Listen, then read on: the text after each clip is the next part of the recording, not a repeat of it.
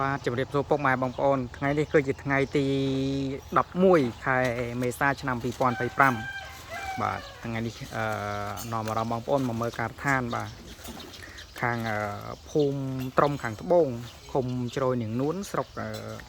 ស្រីស្នំខេត្តសៀមរាបបងប្អូនបាទយើងនៅតែការងារឈើទេបាទនេះព្រឹកនេះយើងចូលដល់ហើយការងារឈើបាទមកដាក់ហើយជូនបងប្រុសចាស់ផ្ទះបាទហើយផ្ទះនេះដែរស្រស់ស្អាតមែនទែនបងប្អូនបាទនាំអារម្មណ៍បងប្អូនទស្សនាខាងក្នុងបាទផ្ទះនេះដែរយើងមានបន្ទប់គេង2បងប្អូនបាទ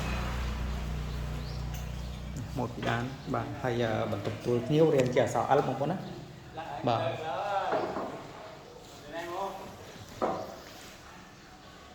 បាទហើយនេះជាបន្ទប់គេងទី1បាទ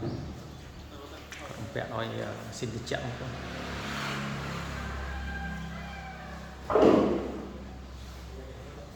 នេះបន្ទប់គេងទី2បាទ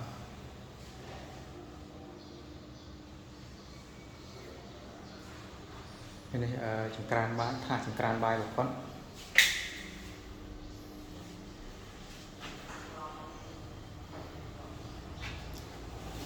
បន្ទប់ទឹកបងប្អូនបាទ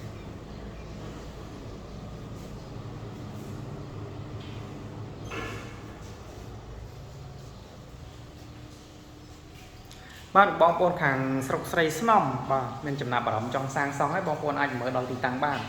បាទ